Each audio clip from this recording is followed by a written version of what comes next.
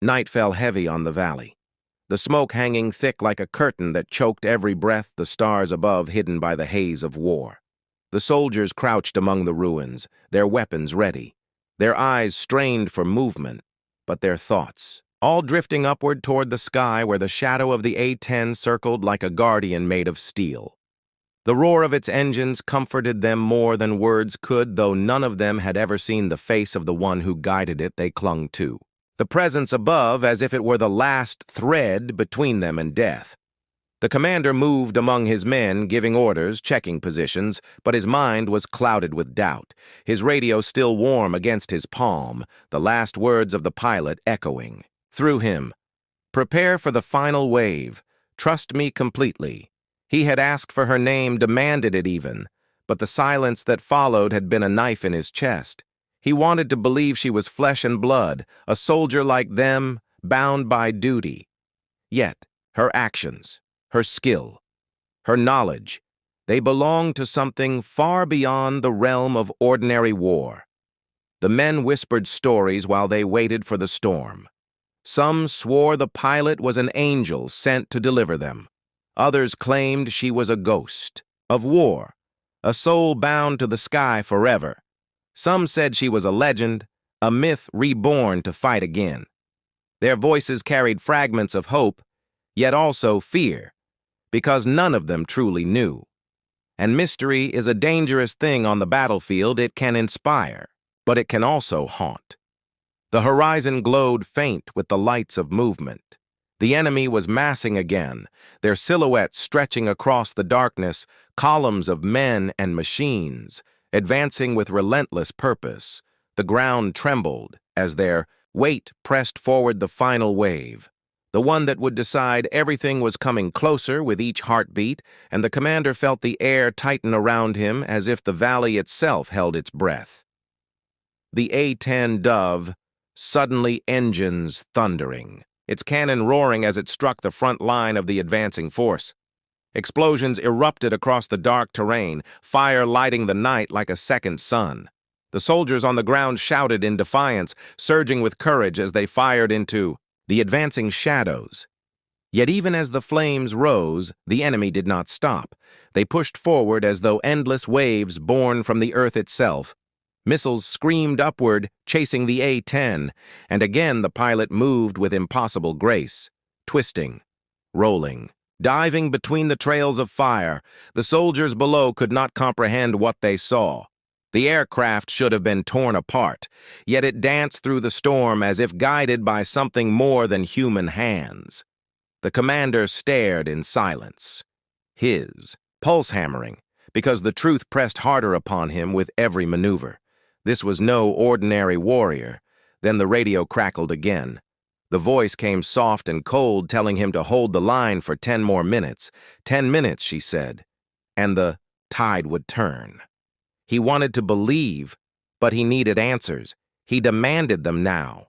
"Who are you? Why are you here? What are you?" And the reply came with a calmness that froze his blood. "I am here because you were never meant to be abandoned." Her words cut through the smoke like blades. The commander faltered because those words meant knowledge beyond the battlefield. Knowledge of decisions made in rooms far away. Knowledge of orders sealed and carried by men of power. She knew too much. She spoke, as if she had seen what even he had not, the truth that they had been sent here to die as pawns, and that truth chilled him deeper than the enemy fire around him. The battle grew savage as the enemy closed in. Fire erupted across the valley, the soldiers, locked in desperate combat. The A-10 tore through the ranks above them, its fury relentless, yet the enemy numbers seemed infinite. The commander shouted for his men to hold, but his voice cracked under the weight of what pressed upon him his heart, torn between the mystery above and the survival below. Another missile streaked into the sky, this one faster, sharper, impossible to dodge. The soldiers cried out as it locked onto the A-10, and for a moment, the commander believed the miracle would end. But the plane pulled a maneuver no one had ever seen. Before, it tilted on its side, skimmed the ridge so close its wings sliced through dust and stone, and the missile collided with the mountainside, exploding harmlessly in fire. The soldiers were stunned, breathless, unable to comprehend what they had witnessed, and the whispers began again. No human could fly like that.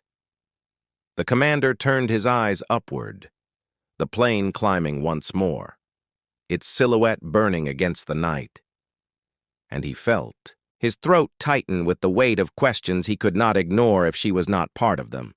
If she was not from headquarters, if she was not even bound by human limits, then what was she? What force had descended into their impossible mission? Why did she fight for them when all the world had abandoned them? The radio sparked once more, and the voice returned firmer, now sharper, like the edge of steel.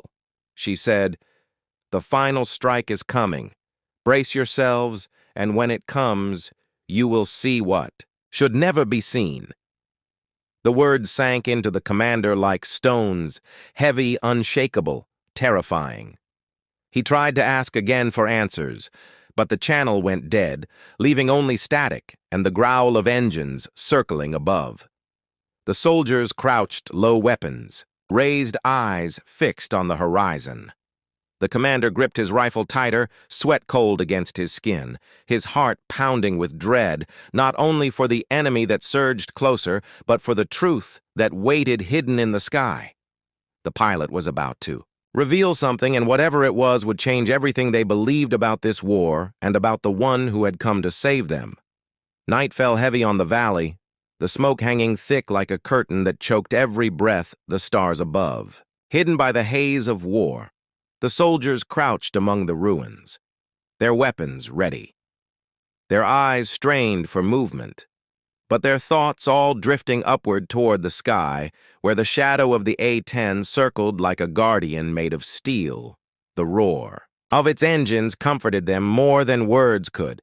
Though none of them had ever seen the face of the one who guided it, they clung to the presence above, as if it were the last thread between them and death. The commander moved among his men, giving orders, checking positions, but his mind was clouded with doubt, his radio still warm against his palm. The last words of the pilot echoing through him, "Prepare for the final wave. Trust me completely." He had asked for her name, demanded it even, but the silence that followed had been a knife in his chest. He wanted to believe she was flesh and blood, a soldier like them bound by duty, yet her actions, her skill, her knowledge, they belonged to something far beyond the realm of ordinary war. The men whispered stories while they waited for the storm. Some swore the pilot was an angel sent to deliver them. Others claimed she was a ghost of war, a soul bound to the sky forever.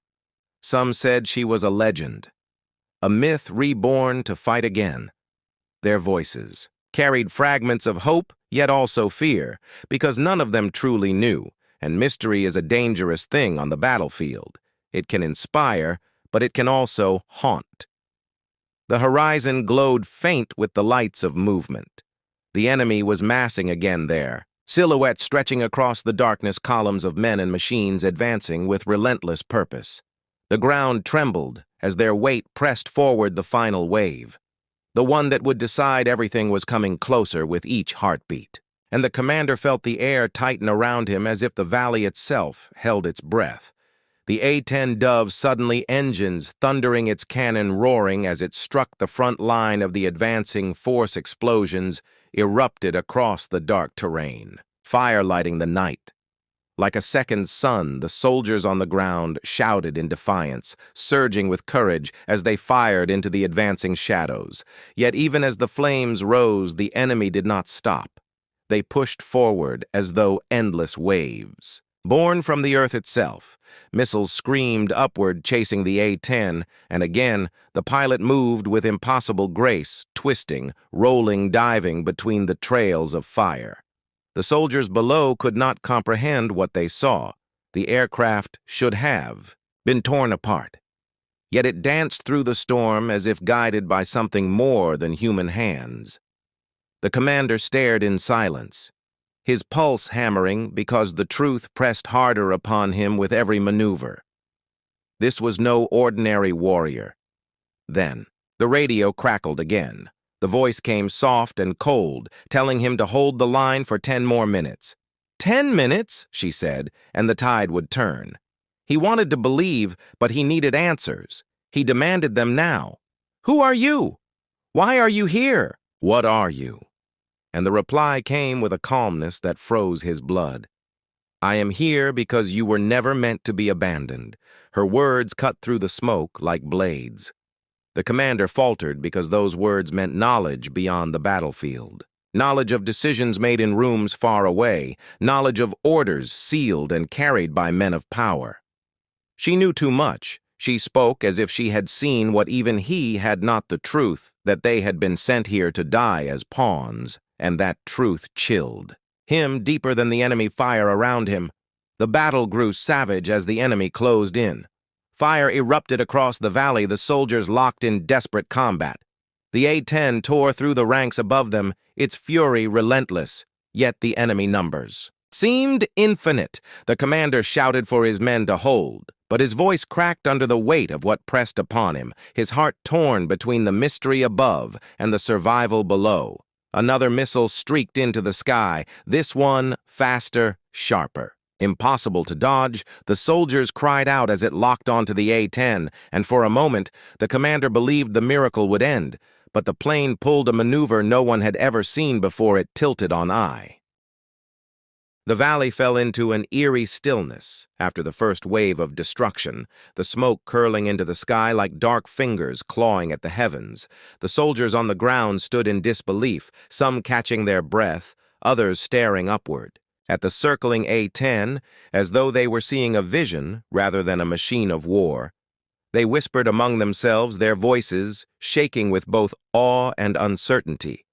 Their rifles clutched tight because the battle was not yet over, and they all knew it. The silence was only the breath before the storm returned. From beyond the ridges came a rumble deeper than thunder. It began with a single thud, then another, and then a chorus of impacts as artillery shells rained down into the valley. The enemy had not broken.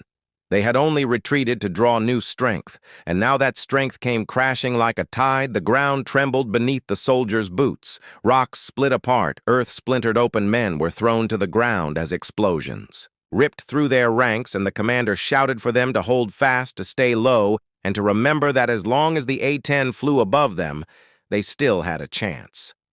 The mysterious pilot did not hesitate. The engines screamed as the beast tilted. Low diving straight into the storm of artillery fire shells, streaking past like fiery spears. The soldiers gasped because no one had ever seen such recklessness. No pilot dared fly headlong into the teeth of anti-air fire. And yet this one did with a steadiness that seemed almost impossible. The A-10 unleashed its cannon again, shells carving a fiery trail across the ridges, silencing the guns one after another. The sky split with smoke and flame, but the plane emerged unscathed, its wings cutting through the chaos like a blade. The enemy below panicked once more, scrambling to bring up heavier weapons, men dragging launchers from caves and bunkers, desperate to tear the A-10 from the sky. The commander watched through his scope as the weapons, locked on missiles, fired upward, screaming trails of light slicing through the smoke. The soldiers below cried out, thinking it was over. But the A-10 twisted with a grace that defied its bulk, rolling sharply, dipping low, skimming the ridges so close. The mountains themselves seemed to tremble, then climbing again in a sharp arc as the missiles collided into the rocks, exploding harmlessly in showers of fire. Gasps of disbelief rose among the soldiers. Never had they seen such flying. The A-10 was a beast built for strength, not agility, and yet in the hands of this pilot, it moved as though alive, darting, weaving, turning the laws of its design, bent by the will of the one within. It was not skill alone. It was something greater, a force that pushed beyond training, beyond instinct, something that left even hardened warriors speechless. The commander felt a cold weight in his chest. He knew this was no ordinary pilot, whoever she was. Her skill bordered on the impossible. She flew as though she knew the battlefield before it unfolded, anticipating every strike, every movement of the enemy, as though she could read their thoughts. He wanted to believe it was only mastery born of countless hours, but in his gut, he sensed something more, something unexplainable, something that raised the hairs on his neck. The enemy would not yield. They brought forward armor from hidden bunkers, steel beasts with cannons, mounted turrets grinding forward to crush the soldiers in the valley. The commander called for his men to prepare for the onslaught, but before they could, the A-10 swooped low, its cannon blazing, tearing through the armor with relentless fury. Explosions erupted one after another, flames licking the ridges and black smoke blotting out the sun. The soldiers cheered, their voices rising with desperate hope. Yet even as they celebrated, the commander kept his eyes on the sky because he knew this pilot was still a mystery wrapped in fire. The radio crackled at last, not from the pilot but from headquarters demanding updates on the battle. The commander shouted back about the A-10, the savior that had arrived without orders, and the silence that followed from the other end was chilling. Headquarters insisted no air support had been dispatched, no pilot had been authorized, no craft was anywhere near their sector. According to every record, the sky was empty. The commander froze, the truth striking him harder than any shell. If headquarters had not sent this pilot, then where had she come from? And what was her purpose on a battlefield abandoned as impossible? His men believed they had been blessed, but he knew blessings did not come wrapped in steel and fury. There was a reason for this arrival, and it would reveal itself soon. The A-10 climbed high into the smoke, its silhouette a shadow against the bleeding sky. Then, for the first time, the radio in the commander's hand sparked with a voice faint but clear, and unlike any he had heard before. It was calm, unwavering, and undeniably female, a voice that cut through the chaos like a blade. "Hold the line," she said, "and I will carve you a path." The words were few, but they struck like thunder through his heart. A woman was at the helm of this machine, a woman who had entered a battle that had been condemned as lost, who had thrown herself into the fire with no orders, no backup, no reason except one that she had not yet revealed.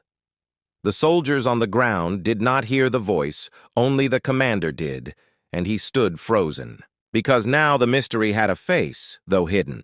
It had a voice that demanded belief. Above the valley, the engines roared again, the A-10 banking toward the horizon where new threats gathered unseen. The commander lifted his eyes to follow its path, his chest burning with questions and with fear. Because the voice had promised more, and promises in war always came with a price. He gripped his rifle tighter, his men looking to him for direction. But he had no answers, only the certainty that whatever force had brought this mysterious pilot into their doomed mission was not done yet, and the storm had only begun to rise. The voice still echoed in the commander's mind, calm and steady, a voice that should have belonged to a distant ally. But no name, no call sign, no origin had been given, and as the A-10 roared back into the sky, he felt the weight of the mystery sink deeper into his bones. The soldiers below had no idea who guided the steel beast above their heads. They only knew that death had been pushed back for the moment, and hope had risen where despair once ruled. Yet hope built on mystery was fragile, and fragile hope could break at any second. The battle seemed to slow, though it never truly ceased. Sporadic gunfire still cracked from the ridges, but the enemy had pulled back, retreating to regroup. The commander watched them vanish into the smoke, his instincts screaming that this pause was a trap, that something far worse waited beyond the ridges, and his suspicion was confirmed. When the radio sparked again with that same voice, it was sharper now, more urgent, though still unshaken. She spoke of enemy reinforcements hidden beyond the far mountains. She warned that convoys were already rolling heavy armor and supply trucks, engines snarling as they prepared to crush the valley with overwhelming force.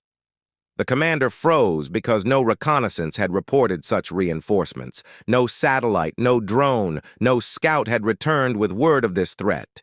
Yet she spoke of it with certainty, as if she could see beyond the horizon, as if her eyes pierced walls and smoke and distance. He wanted to doubt her, yet her arrival had already turned the impossible into survival, and her every move in the sky had defied reason. So he relayed her warning to his men, their faces tightening with dread because they understood that what they had faced so far was only the beginning. The soldiers readied themselves, weapons gripped tight backs, pressed to broken walls, eyes fixed. On the ridges that concealed the coming storm, the commander raised his scope scanning the haze, and at first he saw nothing, only smoke and ruin, but then faint outlines emerged, distant, yet undeniable, the silhouettes of armored columns moving like a river of steel. The voice had spoken truth. The reinforcements were real, and they were coming fast. The A-10 dove before he could even give orders, engines howling as it streaked across the sky, its cannon thundering as it rained fire into the lead. Vehicles' explosions ripping through the convoy flames, rising high enough to paint the clouds. Yet for every truck destroyed, more rolled forward. The enemy force was vast, larger than anything the soldiers had expected, and their commander clenched his jaw because now he realized the mission had been doomed not only by the valley itself but by the sheer scale of the enemy hidden beyond it. Still the pilot pressed on, weaving through smoke-dodging rockets, cutting into the convoy with fury that seemed endless. Her skill unmatched, her strikes precise, her resolve unshakable. The soldiers cheered as each blast lit the horizon. But the commander remained silent because the more he watched her, the more he felt unease. No ordinary human could fight like this. No ordinary pilot could know what she knew, or fly with such certainty in the face of such overwhelming firepower. He turned to his radio and demanded answers again from headquarters, but the only reply was static, followed by denial. Once more they insisted no support was authorized. They insisted no pilot had been dispatched. They insisted no A-10 had even left the base. The commander stared at the smoking horizon, his knuckles white around the radio because either headquarters was lying or this pilot truly had appeared from nowhere. The enemy adapted to her strikes, dragging anti-air weapons into position, heavy launchers mounted on ridges, missiles streaking upward in desperate arcs. The sky filled with fire as the A-10 twisted and rolled, each movement defying its design. The soldiers below could scarcely breathe as they watched the plane slip through every trap, each missile missing by a fraction, each explosion lighting the SK. The desert night stretched like an endless sea of shadows and heat, the kind of silence that could snap at any second with the roar of fire or the crack of rifles, and the men who waited in the valley knew it. They were soldiers hardened by years, of battles, men who had seen villages rise and fall under the hammer of war. Yet even they could sense that something about this mission was different and heavier than the ones before them. The general who had briefed them only hours ago had spoken, in the kind of tone that buried hope beneath duty. He had stood before them, his jaw set, his eyes locked on the map, where the red lines spread like veins across the enemy's stronghold, and he had said words that stuck into the hearts of every man gathered. "Mission impossible," he declared, as if stamping a final verdict on their fate, and though soldiers were taught never to flinch at death, each man felt the chill, as if he had been handed a one-way ticket into the abyss. But orders were orders, and so the units prepared their gear-checking rifles, counting rounds, strapping packs, and whispering to themselves the quiet promises that men make when they know tomorrow may never come. Promises of returning home, of seeing faces they miss, of breathing air that is not laced with smoke and ash. Yet as the preparations went on, none could shake the echo of the general's words, because impossible carried the weight of doom. The valley floor where they were positioned was treacherous, the ridges above, crawling with hostile fighters hidden in caves and trenches, eyes watching every movement. The soldiers knew that once dawn broke, the enemy would have the high ground, and they would be trapped like prey in an open snare.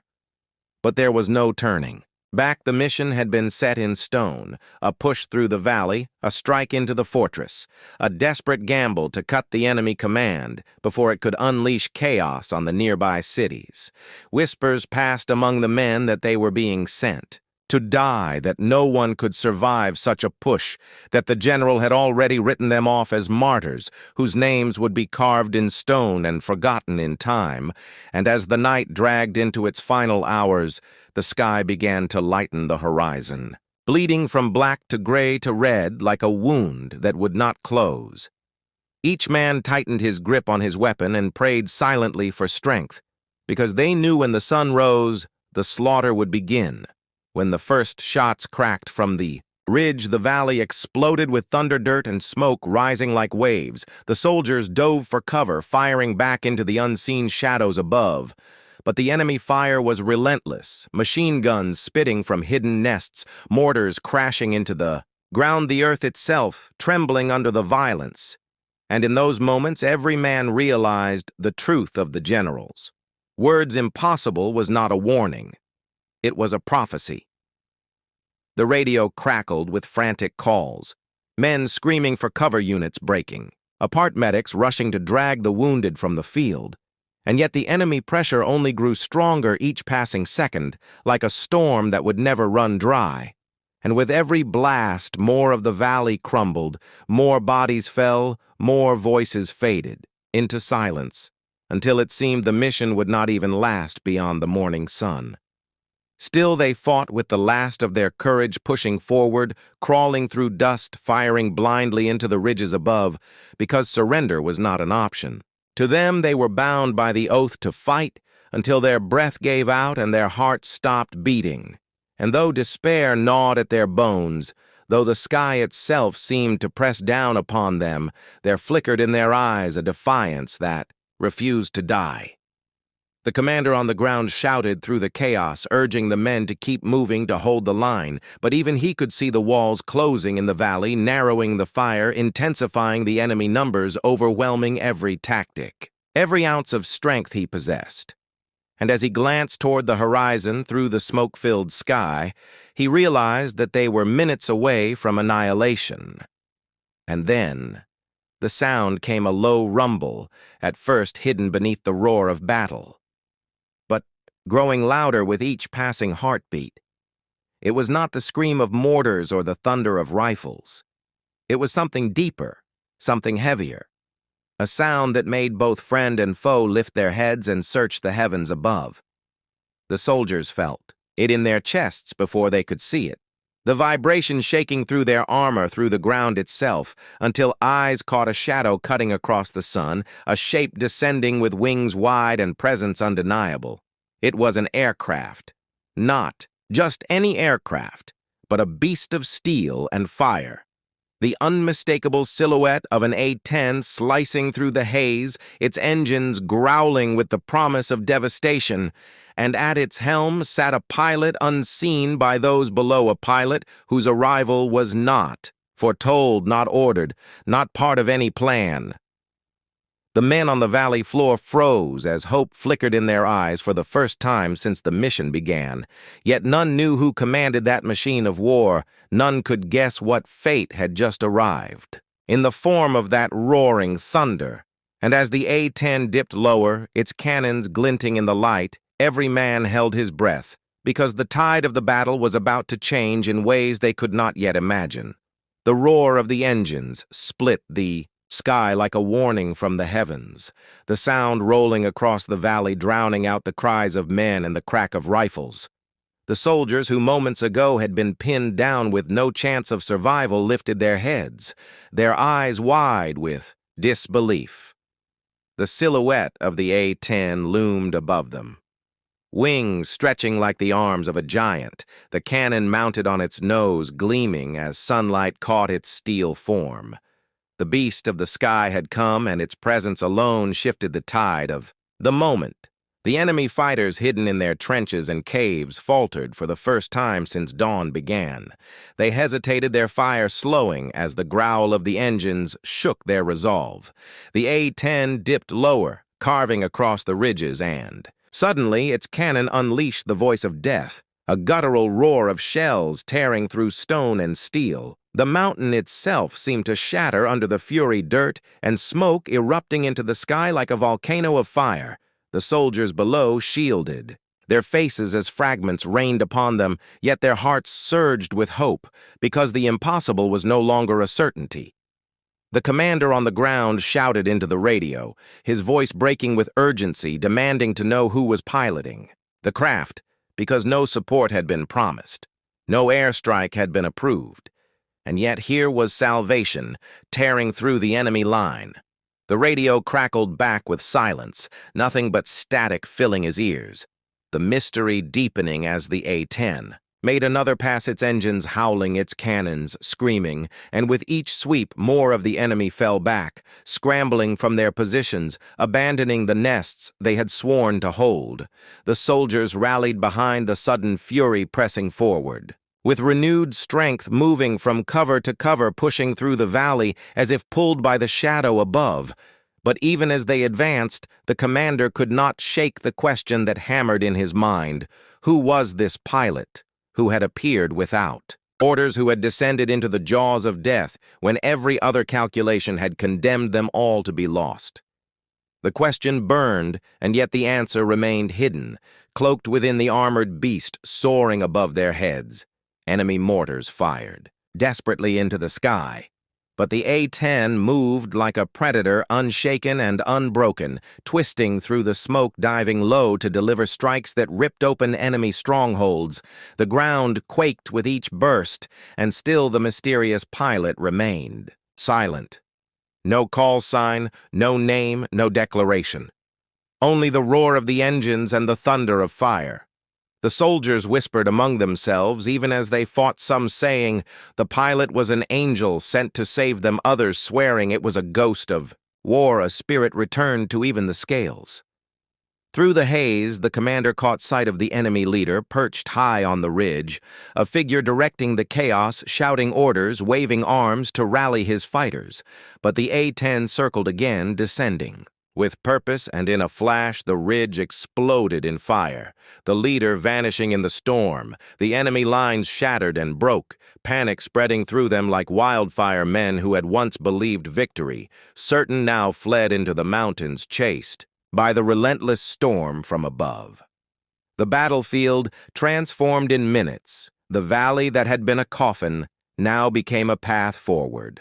The soldiers pressed on their courage, fueled by the presence of their unknown savior. Yet the commander held back, his chest tight with unease, because though victory seemed within reach, the mystery of the pilot gnawed at him. Every mission had a chain of command, every strike had orders. Yet this pilot had emerged from nowhere, no briefing, no report, no trace of authorization.